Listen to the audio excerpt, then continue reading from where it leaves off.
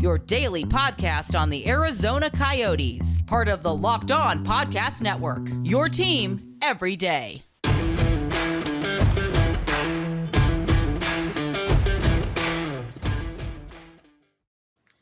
All right, welcome to the show, everyone. This is Locked On Coyotes, part of Locked On Podcast Network. I am Robyn and Carl Pavlik is also here as well as we get ready to break down the Arizona Coyotes loss to Florida Panthers. Also joining us in today's episode is for a special crossover, Armando Velez of Locked On Panthers.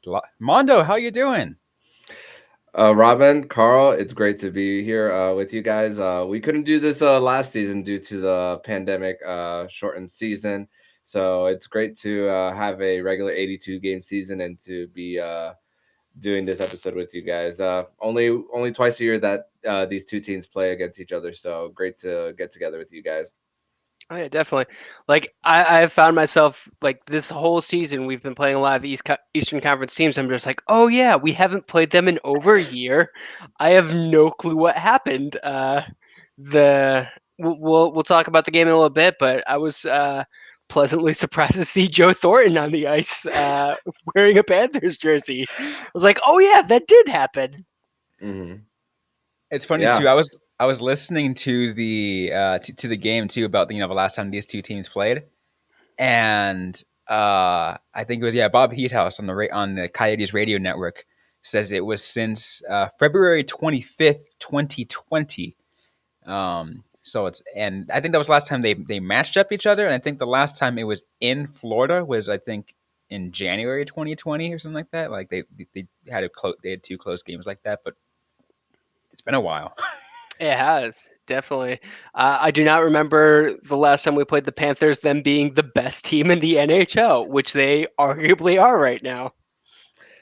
Yeah, and there's been a lot of turnover ever since. That was technically 2 seasons ago. It was 2 seasons ago. Crazy to think.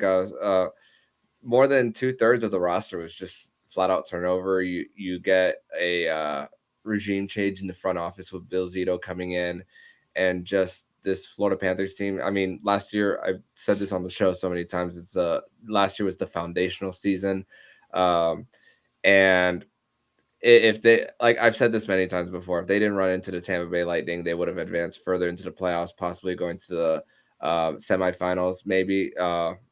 And now they're building off what they did last season, and they did mostly a run it back mentality this time around, just adding a few little itty bitty pieces in Sam Reinhart.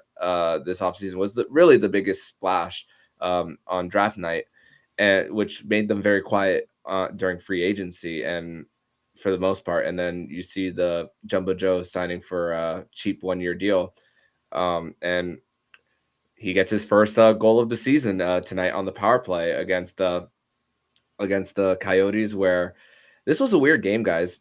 This was a really, really weird game where the Florida Panthers were just dominating really early, lots of zone time. Every time the Arizona Coyotes got into the neutral zone, there was a check to create a rush the other way. And the one mistake that the Florida Panthers made early on, Mackenzie Weegar and Aaron Ekblad, and there's a rush on the other end by Clayton Keller, and then goes 5-hole on Spencer Knight. And then at that time I was thinking I was still not worried because of how dominant they were early on in the shots on goal. And man, this was a weird game, too close for comfort towards the end. We'll talk more about that in a bit. Oh, yeah. I mean, it was definitely the Coyotes have also had a fair amount of turnover. Something that we've been telling people that they're surprised to hear is there was, I think, 8 players who played for the team all through last season are currently with the team this season. 9 if you count Victor Soderstrom, who got a couple games in at the end. This is a completely different team, completely different head coach. They're still struggling to figure out passing and in the neutral zone. And the Panthers just were taking them apart in the first half of this game, just could not break through. They managed to get their second shot on goal, 9 minutes into the second period, and that's just insane. You very rarely see something like that in hockey nowadays. Yeah, and I was looking at the stats as well. Like at the end of the second period of attempted shots, in this one. After I don't know what the final numbers are, but after the second period, it was 56-16 in attempted shots, not shots on goal, Ew. attempted shots. So just the dominance of the Florida Panthers. These are two teams that are headed in opposite directions. I looked at Yep. Cat Friendly this morning when doing the preview show for this game, and I saw that there were 18 expiring contracts with RFAs and UFAs included, Yeah. 18 of them for this team. Yep. They are about to be a completely different team again next year. You are right. They're going in very different directions. I think that number you highlighted, the best thing you could say about the Coyotes the first two periods is they did a halfway decent job at limiting actual Florida shots on goal, because you know they were still being very badly outshot, but at least Florida wasn't able to just hammer Carter Hutton and Karol Vizmelko like on net. Like they were missing a lot of blocks. But yeah, it was just not a good start, and it took 40 minutes before the Coyotes seemed to be like ready to play this one. And that's what and that's what surprised me too, because again I kept looking at this, and I'm just like, yeah, this seems like the game is probably going to happen. The Florida Panthers is just gonna, run all over. Once they got to like 4-1, I'm just like, nah, this is done. We'll like I can go ahead and turn this thing off. Yeah, I think a lot of people did, and it was just like, "Ugh, I have to write this recap, and we have this podcast, so I'm Mm-hmm. gonna watch, and just kind of see, because at least by the third period, the Coyotes were putting more shots on net. They had more than they did in the entire first period, which is not saying anything, because again, they had one shot on goal in the first period. Yeah, and the total for this one was 41-21 shots on goal. And I'm looking at the third period shots as we speak. Third period shots total, shots on goal 13, while in the first two periods they had 8. So the sense of urgency was there for the Arizona Coyotes as the game was getting towards the final buzzer, and it showed based on how they were able to score twice in the third period, making this a little interesting at the end. Yeah. Do you think that was more like the Panthers kind of like falling back? Do you think that was like the Coyotes actually like finally coming into play? What did you see that breakdown as from your end? The second goal I saw it as it was a good shot. It was top shelf. Spencer Knight did lean forward a little bit, and could it have been saved? Sure, but O'Brien had a great shot on him too. So when someone's not really challenged all games, you're not in rhythm, you're not facing a lot of shots, so you're a little bit laxed. So not it could have been 50-50 on that one. That Sure. one by Phil Kessel, man, 2 out of the 3 goals came out of turnovers. So the first one and then the third one. So really the second goal of the game was the real one that was probably the one that other than those 2 turnovers, it could have just been one goal that the Florida Panthers could have given up to the Arizona Coyotes. But yeah, sloppy defensive, sloppy play in their own zone at the end, and then their offensive zone that created that breakaway by Keller in the beginning. So it could have been a little bit of both, you could argue. Mm. Yeah, definitely. I mean, it didn't look like the Coyotes had suddenly gained control of the game by the third period. Like they were playing better. They were playing with urgency, like you said. If they had been playing like that for a full 60 minutes, who knows what it could have happened? But I think there was definitely a bit of luck in there. Um, Florida seemed to get most of their goals just like crashing the net and like going hard. Like we saw that with the Thornton goal. I think we saw that with the what was it? Who was the second Florida goal? The Frank Vetrano. Fred Vetrano. Vetrano. Yeah, If you His want to know an first of the example, season. if you want to know a good example of that too, I am actually looking at the natural stat trick page for this game, and like what you were saying, Carl, that the Florida Panthers were crashing the net a lot more. High danger Corsi, Panthers 13, Coyotes 2. Ooh. 2. Oh, Yeah, that is rough.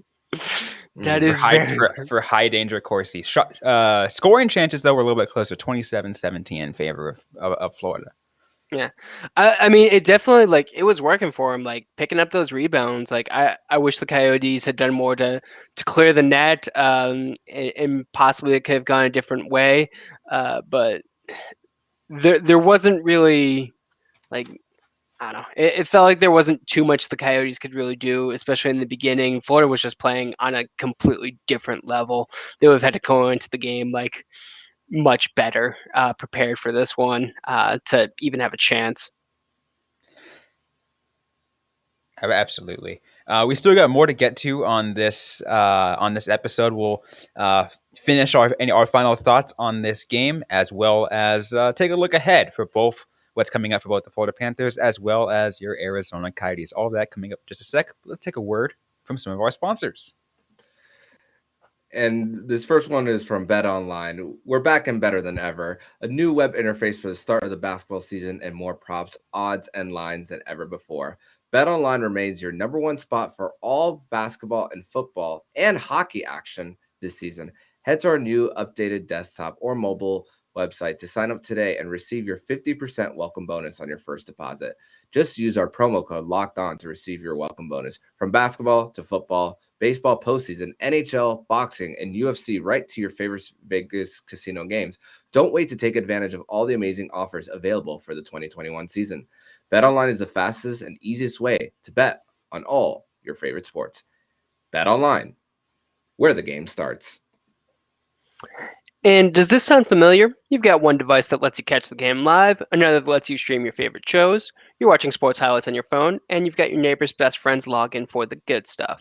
Well, I want to tell you about a simple way to get all that entertainment you love without the hassle, and a great way to finally get your TV together. It's called DirecTV Stream, and it brings your live TV and on-demand favorites together like never before, so you can watch your favorite sports, movies, and shows all in one place. That means no more juggling remotes, and no need to buy another device ever again. And the best part, there's no annual contract. So get rid of the clutter and the confusion and get your TV together with DirecTV Stream. You can learn more at directv.com. That's directv.com. Compatible device required. Content varies by package. All right, so back here on the special crossover episode, Locked On Coyotes, Locked On Florida Panthers, Robyn, Leano, Carl Pavlik, and Armando Velez, as we break down the Arizona Coyotes and Florida Panthers game from just the other night now. For those who are now listening to this the next day, 5-3 was, again, the final score in favor of the Florida Panthers. The Cats prevail over the Desert Dogs. So we'll see. I mean, let's be real. Florida Panthers now 6-0. Arizona Coyotes 0-5-1. You can like what you were saying, Armando. These teams going in different directions. But what are some of your final thoughts on this overall in this game and how, again, how it ended up being a nail biter towards the end? Mm-hmm. I said it in the preview show today, and I talked about how if there was a game to get the power play right, it was this one, because going into this game, I saw that the Arizona Coyotes on the PK were at 36%, which was the worst in the NHL. And there was just the one game to do it. It was this one.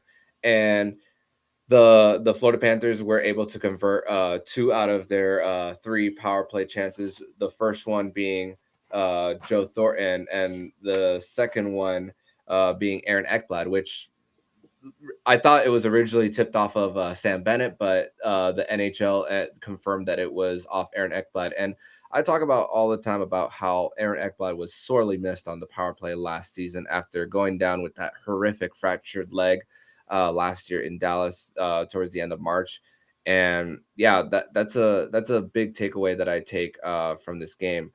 And I think from the Arizona side, it's really hard. It's really hard to judge this team when half of the roster won't even be there next year. The fans, you guys as podcasters, know what this season is all about, and Florida and you got to give credit to Arizona because they got 20 block shots in this one. A lot of them early on, especially in that first period where it looked like the Florida Panthers were just taking their lunch money and they were still getting right in front of players' faces and just blocking shots and not creating too many scoring opportunities for Florida, despite dominating the attempted shots by a wide margin. Can I ask, because you guys did get that goal on the power play. What did you think of the penalty that preceded it? That was the Dzingel heading off of the instigator, if I recall correctly. And that was preceded by a pretty big hit by Guzman on Connor Timmins. Timmins would miss the rest of the game. It sounds like he sustained a knee injury as a result of it. Did you think that should have been a power play? Honestly, I could kind of go either way with that one. I don't necessarily think it is the traditional instigator, what I normally expect to see with an instigator penalty. When there's a big hit and someone's injured, you're going to go after somebody. Yeah, That's just you're standing up for your teammate. So I was actually surprised that there was that Florida was given a power play actually for Radko Gudas and Ryan Dzingel for both of them going into the box for that. And I'm just like, okay. Like it's funny. I'm personally, I'm a referee. I referee lacrosse and I referee basketball, so I bring a lot of referee tactics to the show. Referees miss calls all the time. Sometimes it's all about your angles.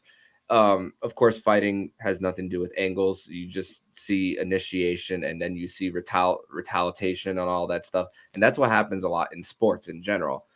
Florida has been actually a little fortunate with actual calls this season. There was a call last week against the Colorado Avalanche where Bob was out of his crease and Mikko Rantanen ran into him, and it was called for goalie interference when he was way out of his crease, and the Florida Panthers got a power play goal out of that. So as a fan of this team, you count your lucky stars when it's there, but of course when it goes against you, it's it's the other way around. But as I was surprised that but to get back to your question, it was a surprise that it was, because usually when you just see a typical hockey fight, you see both of them 5 minutes, okay, and then you move on. yeah. You very rarely see the instigator and both players getting assessed to fighting. And I think you guys definitely got away with one other one. And that was in the third period. It was Victor Soderstrom getting called for roughing against Mason Marchand. I watched that, and it looked like he was doing just a face wash from behind, and he went down like he was shot. I was like, oh, that was rough. That was kind of a weak call, especially when we saw like what kind of happened later in that third. I'm not saying that the refs caused this one. I was just like, oh man, we're just not getting the penalties today, because you see that all the time. Like you'll see a team get maybe more, and trust me, I've seen the Coyotes get away with a lot, and they got away with a lot during that game too. But there was just a few instances where I'm like, oh, does that really need to be called? I can see that one not being called. I think of it as not necessarily the hit and not necessarily Mason Marchment going down, because he did have a penalty in that same sequence. It was a delayed call. He had the hooking against Victor Soderstrom, and then it was just it was just like a mental thing for Soderstrom, is like when to grab your hand and just knock him down, even if Mason Marchment exaggerated the contact. It's just, again, refereeing is all about angles. What do you see from a specific spot? And maybe he saw him going down a little bit, and the body of Soderstrom was right in front of him, so he didn't get to see a different angle that he could have seen an exaggeration of it, a possible one.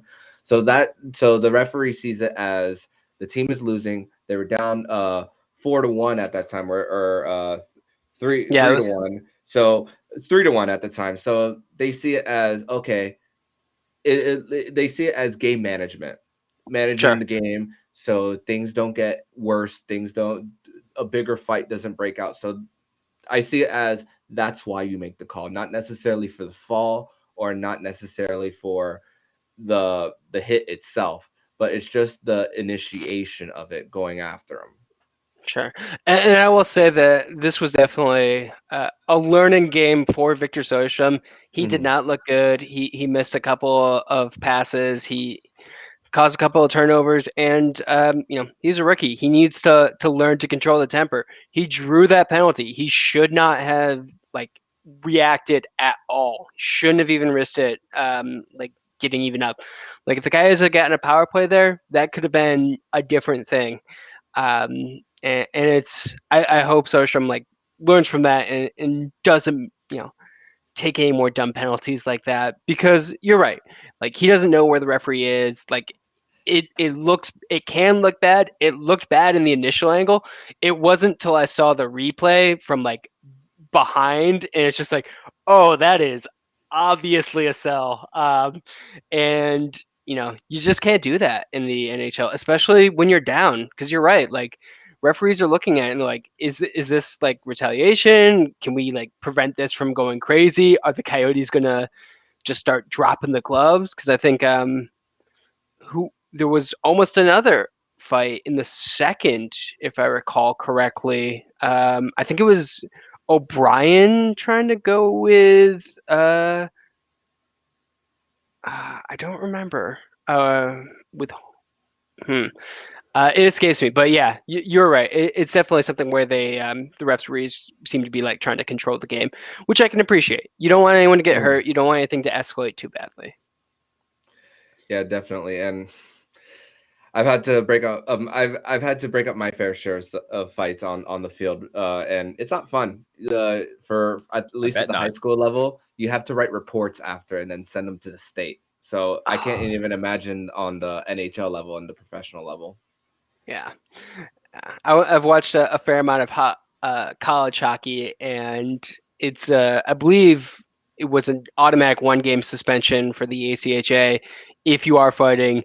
And pretty much the only time I saw was fights was blowout losses, or whenever the ASU Sun Devils played the U of A Wildcats, and that's just because those teams hate each other. It works that way in the ACHA. It also works that way in, from what I remember, in the Anaheim Ducks High School Hockey League. That's where my high school was a part of, despite spec that we were a NorCal school. But 1-game suspension from those things. And yeah, the refs have to deal with a lot of stuff on that. It's like, woof, man. Yeah. I would not want to be a referee in a sport where people are carrying sticks. That just seems like a bad plan. Oh, God. Tempers raised, especially for yourself. High schoolers with sticks, God, that seems like it would result in just so many things. Those boys have much more control than I did in high school. I will tell you that. Oh, yeah. I referee middle school and high school lacrosse. So it's some people are out of control, and then under a certain level, 14U especially, you can't do any one-handed checks. So a lot of people try winding up, and I have to throw a flag every single time. And then and then sometimes fights will break out. And in the state of Florida, it's a $500 fine for the school for getting an ejection. At least in Florida. So for the FHSAA. So wow, that's actually fun fact. Yeah, that's surprisingly harsh, especially for Florida. I always think of Florida as the most lax state. Yeah, like if you've ever seen Metalocalypse, when Nathan Explosion becomes governor of Florida, I think of it like that. Definitely. All right, we still got more to get to on this episode. We will take now a look ahead to what's coming up for both the Florida Panthers and the Arizona Coyotes. Once again, special crossover, Locked On Coyotes, Locked On Panthers. Before we get to that, though, I want to let you guys know today's episode is brought to you by Rock Auto. The ever-increasing number of makes and models is now impossible for your local chain auto parts store to stock all the parts you need. So why endure offer pointless or seemingly intimidating questioning? Is your Odyssey an LX or an EX? And wait while the person behind the counter orders the parts on their computer, choosing only the brand their warehouse happens to carry. You have computers with access to rockauto.com at home and in your pocket. Save time and money using Rock Auto, and why choose to spend 30, 50, even 100% more for the same parts from a chain store or car dealership when you can go to Rock Auto, a family-owned business serving do-it-yourselfers for over 20 years. Their prices are reliably low for every customer, and they have everything you need from brake parts tail lamps, motor oil, and even new carpet. I know one thing's for sure is once I get my Mustang back from the shop, I might go ahead and go to rockauto.com and get some extra repairs. Anything that they might have missed, just it's like, oh, I need this. Rock Auto is going to be my place to go. But I want you guys to go ahead and check it out yourself. Go to rockauto.com and see all the parts available for your car or truck. And write Locked On in there. How did you hear about us box so they know that we sent you? Amazing selection, reliably low prices, all the parts your car will ever need. rockauto.com. Okay, so now let's go ahead and take a look forward. Before we get to anything crazy, I do have a report. Craig Morgan is got a little update for us. Based off injuries, because we know Carter Hutton, Connor Timmins, and Ryan Dzingel all out with injuries. He has a report that the Coyotes will be recalling defenseman Cam Dineen and goalie Ivan Prosvetov up from the Tucson Roadrunners. So this is what's coming up for Arizona. Let's see. Who are they playing next? Tampa Bay Lightning. Oh, that's going to be fun. Oh, great. They lost tonight to Buffalo 5-1. Yeah, but What? Buffalo is like weird to start the season. I don't know. Like, you're not. I don't understand how the Buffalo Sabres lose Sam Reinhart and Jack Eichel and are a better team because of it. Like, I I'm don't sure get it. a lot of people right now are like, "See, this proves Eichel was a locker room cancer or something." I'm like, no, that I don't buy is that. No. dumb luck right now, and some great saves. But yeah, I do not trust the fact that the Sabres were able to beat the Lightning via the Coyotes can. It just does not work in my mind. So, one thing that I want to ask you guys, as this season is an obvious rebuild season for the Arizona Coyotes. I mentioned earlier in the show 18 expiring contracts, UFAs and RFAs combined. I counted $28 million in cap hit for next season with an 81.5 ceiling. Where did the Arizona Coyotes go from here? I think it's really it's going to depend on how things work at the lottery. Um, Yep. that's going to be key. Like if they can win the lottery, get first overall, draft Shane Wright, who apparently is not having a good start to the year. I'm not sure, but I'm sure that'll pick up. Then I could see them maybe speeding things up. Otherwise, I think that the Coyotes are probably like they've preached patience and letting their players properly develop. Um, they seem to be following through with that. They sent Dylan Gunther back before even getting a game to make sure that he gets almost his entire junior year. I can see the Coyotes having another bad year next year, and maybe year 3 of the rebuild, we finally start seeing some improvements. Yeah, and that also goes to with just and the way we've been trying to preach to is yeah, like we were saying, not rushing development, because the Arizona Coyotes, that's what their focus is on, developing their players.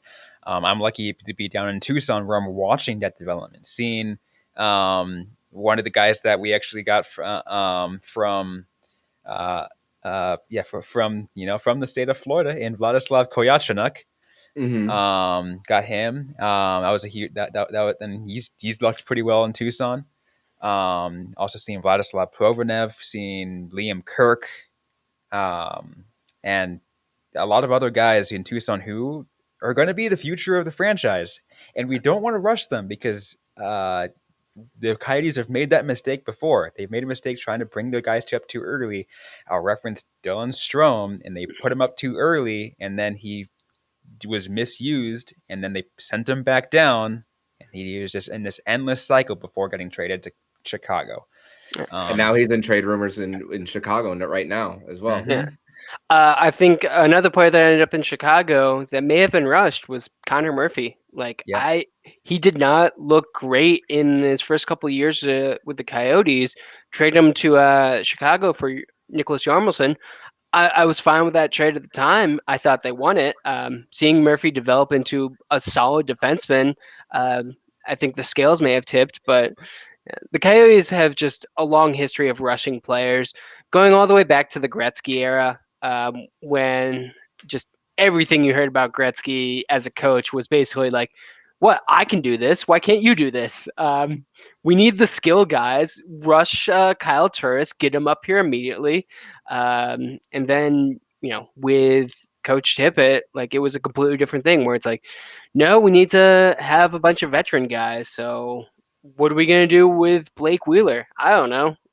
This is like the first time the Coyotes seem to have a actual development plan. And I think fans kind of appreciate that. The team bringing back the white Kachina jerseys is like, hey, you're in for rough times. You like the white jersey though, right? So why don't you just held on to this for a while?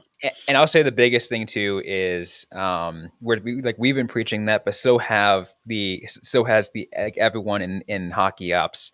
Andre Tourney, their head coach, Bill Armstrong, their general manager, and John Ferguson, their assistant general manager and GM of the Roadrunners, they all preach the same exact thing about making sure this is a fresh start, making sure that they don't rush anything, that everyone should be patient for the future.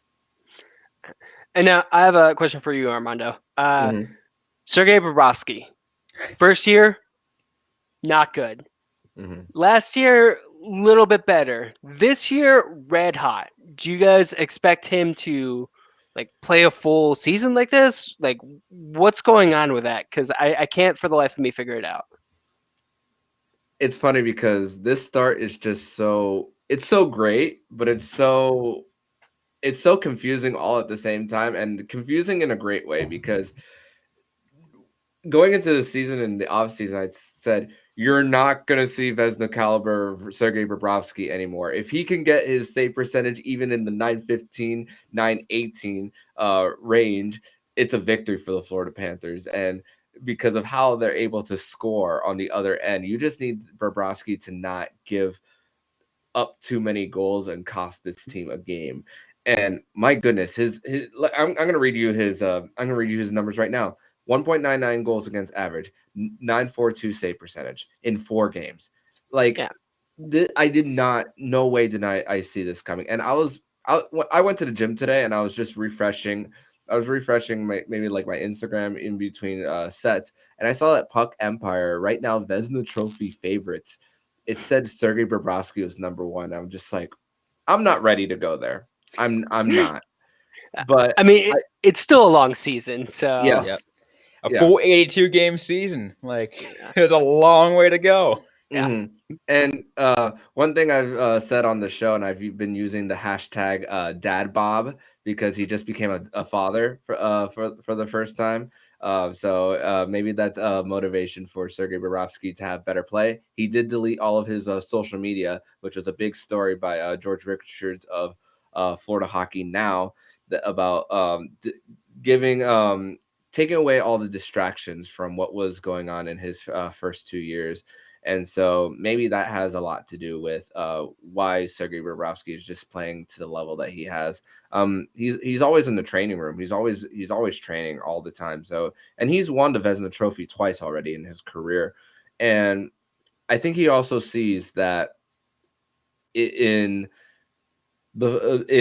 Spencer Knight, with him starting the last 2 games in that first round series against the Tampa Bay Lightning, that was motivation for him. There's 5 years left on that crazy contract, $10 million a year, and there's 2 years left on Spencer Knight's rookie deal on his ELC. And something I've said over the summer is you can't buy out Sergei Bobrovsky right now. You can't. No way in hell. By the time Spencer Knight's contract expires, you got to make a decision whether or not to do it. I'm not endorsing doing it, but you got to make a decision. And there's still plenty of time to see what you get out of this version of Sergei Bobrovsky. I compare the contracts, like the term to Carey Price and the age to Carey Price, because they're very similar in age, and cap hit performance is on a different level, of course, even though Carey Price hasn't played this year. But my goodness, Sergei Bobrovsky is starting to look like what Carey Price looked like in the playoffs just this past summer. But man, great start. And as far as goals against, it's helped because the Florida Panthers are one of the leading teams in goals against and they're leading the league in goal differential right now. The website hasn't refreshed on NHL.com, but it's going to refresh to plus 15 for the season, and it's best in the league. They're one of the 4 undefeated teams still, and goaltending. Coach Quenneville actually talked about it in his presser after morning skate today about how that is the main reason on why the Florida Panthers are where they are right now. And goaltending is definitely like, I think every like hockey person knows like goaltending is something that we do not understand to a certain level. Like the way you're talking about it, where the Spencer Knight like kind of pushing Bobrovsky to like do better. I think we saw kind of the opposite with Mike Smith when he was with the Coyotes, where if he had someone who looked like he was like chomping at the bit to get the net, like Smith kind of maybe freaked out a little bit. Like he lost his confidence a little bit. He didn't necessarily have that same push. You kind of move him away from that situation. Like it's surprising that he is still playing with the Edmonton Oilers. I think part of that At is, 40. yeah, I think Tippett likes him, and he's comfortable in that system. And he's not the best, but still, the fact that he's still around when so many times with the Coyotes, I was just like, this is gonna be his like last year, like total. But no, it keeps going. Like goaltenders are a different breed of player, and only goaltenders understand them. The rest of us are just trying to like read tea leaves to figure it out. Absolutely. And in order, especially when you're crouching down into the butterfly position and your skates are at a certain level, in order to like move from one way or the other and keeping that balance as well and to get back up as well, that's not easy. I can't ever be too critical about a goalie and how, and it's an art. Goaltending is an art. It is. It Yeah. is. My left ankle is already giving me problems, and I'm only 33. I'm like, oh, I gotta start like stretching this more because it feels like it's giving out. I can only imagine 40-year-old Mike Smith getting into a butterfly and just what a difference of shape he has versus me. Mm-hmm. Helps I has Connor McDavid on the other side. Last time I checked, 13 points in 5 games. Whew. Yeah. Fucking unbelievable. That dude's a cheat code. Yeah. Mm-hmm. I think he's gonna get 150 points this season. Like that is insane to say, but he was on pace for it last year. I think he's gonna do it. He's not gonna get a chance to play the Coyotes as many times as he was when they were in the Pacific, but he'll find a bunch of teams to beat up on, and it's gonna be brutal. I mean, he is in the Pacific Division still, so Yeah, still all the California teams. Mm-hmm. exactly. Then again, besides Anaheim, the other two are doing relatively. LA a little bit better than expected. San Jose much better than expected. But anyways, But no that's Byfield, neither. that's for a whole nother discussion. But we are running just about out of time. We're running a little bit over on this. Just to let you guys know that coming up for both teams, the Florida Panthers' next game will be Wednesday. They play the Boston Bruins. For the Arizona Coyotes, they play Thursday. That's when they will be facing the Tampa Bay Lightning. All that coming up this week for both teams. And we'll go ahead and be able to break those down as we get closer. You can also you can definitely follow Armando. Let us know where you can follow you so we can check in with you guys every now and then.